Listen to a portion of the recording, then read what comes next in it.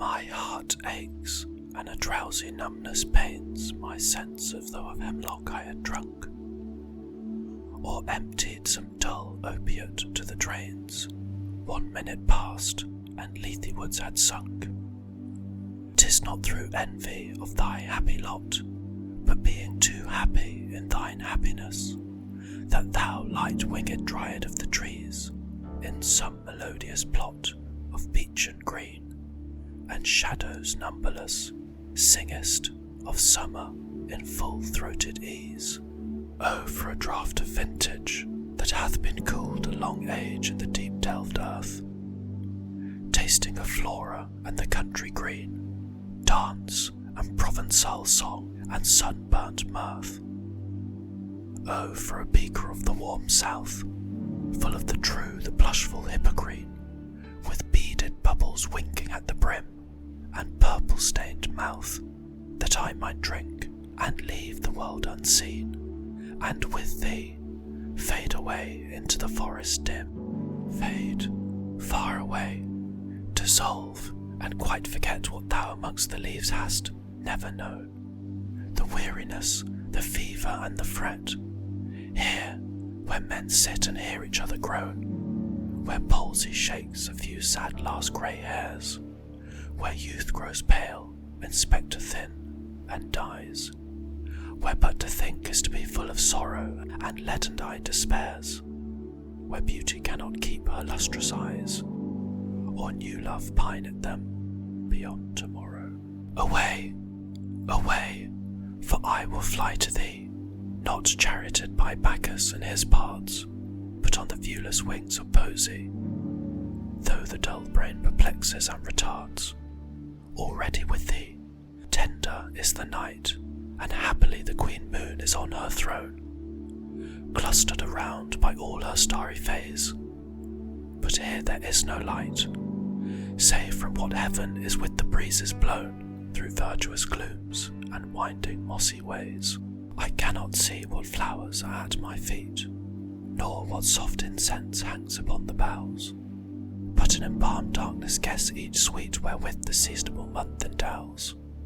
The grass, the thicket, the fruit tree wild, white hawthorn, and the pastoral eglantine, fast fading violets, covered up in leaves, and mid-May's eldest child, the coming musk rose, full of dewy wine, the murmurous haunt of flies on summer eves.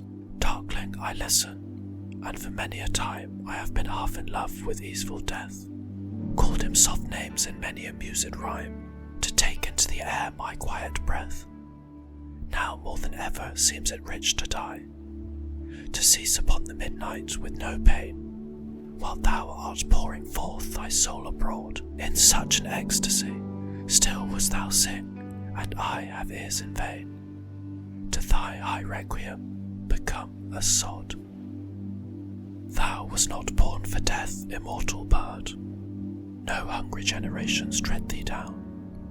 The voice I hear this passing night was heard in ancient days by emperor and clown, perhaps the selfsame song that found a path through the sad heart of Ruth, when sick for home she stood in tears amid the alien corn, the same that oft times have charmed magic casements, opening on the foam of perilous seas in fairylands forlorn. Forlorn, the very word is like a bell to toll me back from thee to my sole self.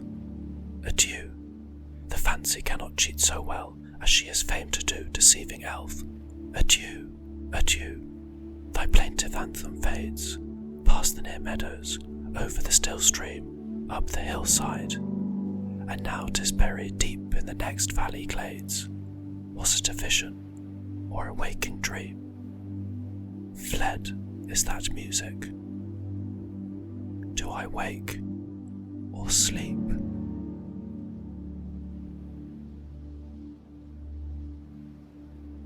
Thou still unravished bride of quietness, thou foster child of silence and slow time, sylvan historian, who canst thus express a flowery tale more sweetly than our rhyme. What leavering legends haunts about thy shape, of deities or mortals, or of both? In Tempe or the tales of Arcady? What men or gods are these? What maidens loathe? What mad pursuit? What struggle to escape? What pipes and timbrels? What wild ecstasy? Heard melodies are sweet, but those unheard are sweeter. Therefore, ye soft pipes play on, not to the sensual ear, but more endeared, pipe to the spirit ditties of no tone. Fair youth, beneath the trees, thou canst not leave thy song, nor ever can those trees be bare. Bold lover, never, never canst thou kiss, though winning near the goal yet, do not grieve. She cannot fade, though thou hast not thy bliss, forever wilt thou love, and she be fair. Ah, happy, happy boughs, that cannot shed your leaves, nor ever bid the spring adieu, and happy melodist unwearied, forever piping songs forever new. More happy love, more happy, happy love, forever warm and still to be enjoyed, forever panting and forever young, all breathing human passion far above, that leaves a heart high sorrowful and cloyed, a burning forehead and a parching tongue. Who are these coming to the sacrifice? To what green altar, O mysterious priest? Leadest thou that heifer lowing at the skies, and all her silken flanks with garlands dressed? What little town by river or seashore, or mountain built with peaceful citadel, is emptied of this folk this pious morn? And little town, thy streets forevermore will silent be, and not a soul to tell why thou art desolate can e'er return. O Attic shape, fair attitude, with breed of marble men and maidens overwrought, with forest branches and the trodden weed, thou silent form dost tease us out of thought, as doth eternity, cold pastoral. When old age shall this generation waste, thou shalt remain in midst of other woe than ours, a friend to man, to whom thou sayest, beauty is truth, truth beauty. That is all ye know on earth, and all ye need to know.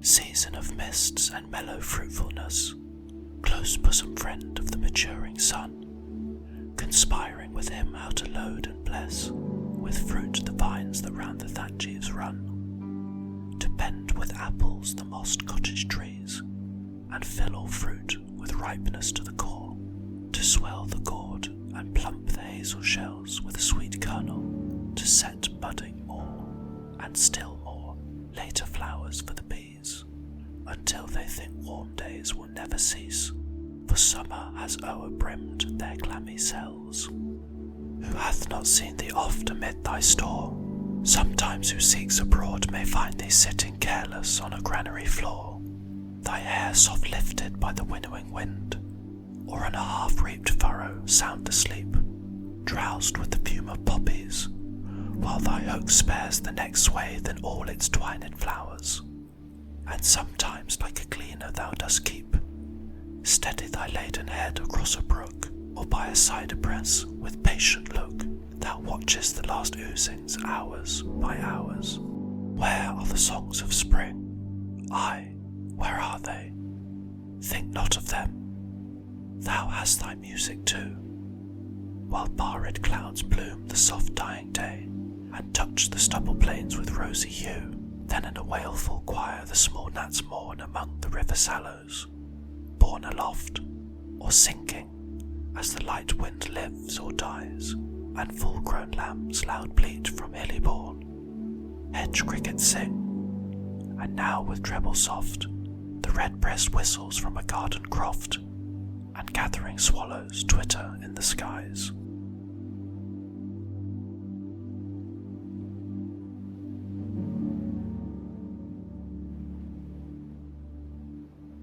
One morn before me were three figures seen, with bowed necks and joined hands side-faced, and one behind the other stepped serene, in placid sandals and in white robes graced, They passed like figures on a marble urn. When shifted round to see the other side, they came again, as when the urn once more is shifted round, the first seen shades return, and they were strange to me, as may betide with vases to one deep in Phidian lore.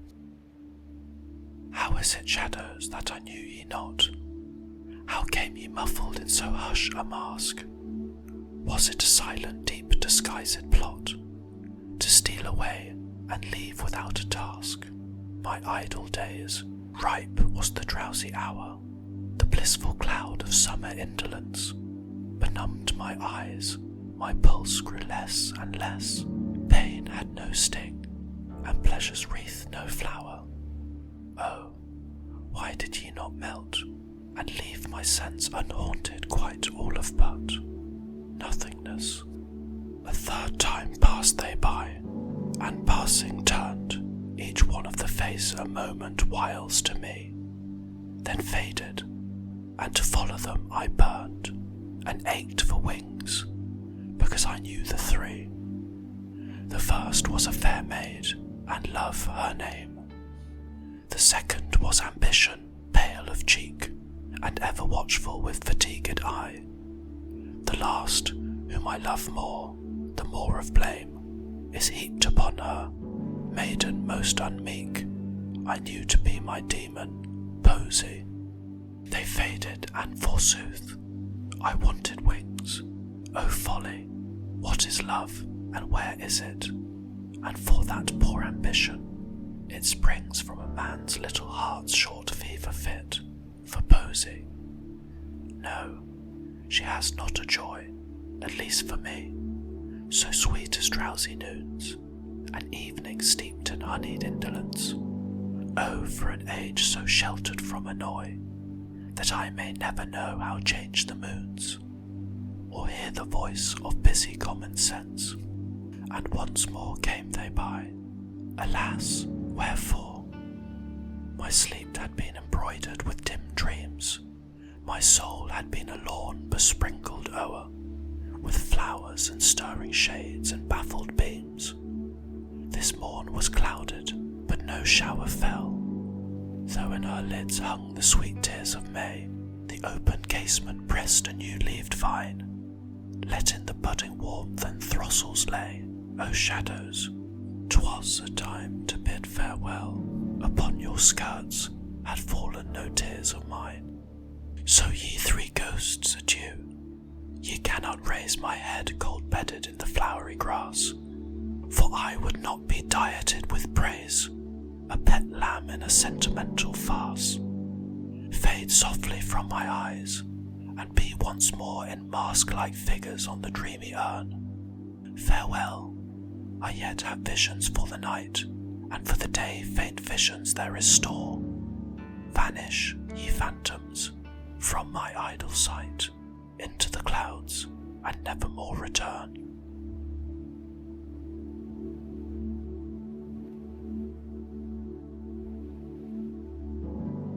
O goddess, hear these tuneless numbers rung, by sweet enforcement and remembrance dear, and pardon that thy secrets should be sung, even into thine own soft-conched ear. Surely I dreamt today, or did I see the winged Psyche with awakened eyes? I wandered in a forest thoughtlessly, and on the sudden, fainting with surprise, saw two fair creatures couched side by side, in deepest grass beneath the whispering roof of leaves and trembled blossoms, where there ran a brooklet scarce espised, mid hushed, cool-rooted flowers fragrant-eyed, blue, silver-white, and budded Tyrian. They lay calm-breathing on the bedded grass, their arms embraced and their pinions too. Their lips touched not, but had not bade adieu, as if disjoined by soft-handed slumber, and ready still past kisses to outnumber, and tender-eyed dawn of Aurorian love.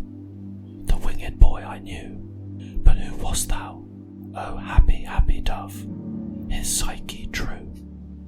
O latest born and loveliest vision far of all Olympus's faded hierarchy, fairer than Phoebe's sapphire region star, or Vesper, amorous glowworm of the sky, fairer than these, though temple thou hast none, no altar heaped with flowers, nor virgin choir to make delicious moan upon the midnight hours, no voice, no lute, no pipe, no incense sweet, from chain-swung censer teeming, no shrine, no grove, no oracle, no heat, of pale-mouthed prophet dreaming.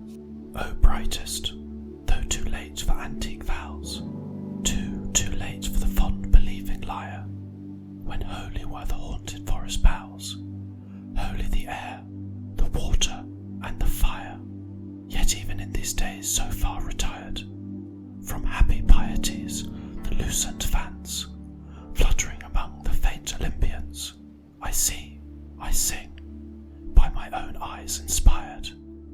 So let me be thy choir, and make a moan upon the midnight hours. Thy voice, thy lute, thy pipe, thy incense sweet, from swinged censer teeming, thy shrine, thy grove, thy oracle, thy heat, of pale-mouthed prophet dreaming. Yes, I will be thy priest, and build a fane in some untrodden region of my mind, where branched thoughts, new grown with pleasant pain, instead of pines shall murmur in the wind. Far, far around shall those dark clustered trees fledge the wild ridge mountains steep by steep, and there by zephyrs, streams and birds and bees, the moss-lain dryads shall be lulled to sleep, and in midst of this wide quietness a rosy sanctuary will I dress, with the wreathed trellis of a working brain, with buds and bells and stars without a name, with all the gardener fancy air could feign, who breeding flowers will never breed the same, and there shall be for thee all soft delight, the shadowy thought can win, a bright torch and a casement ope at night, to let the warm love in.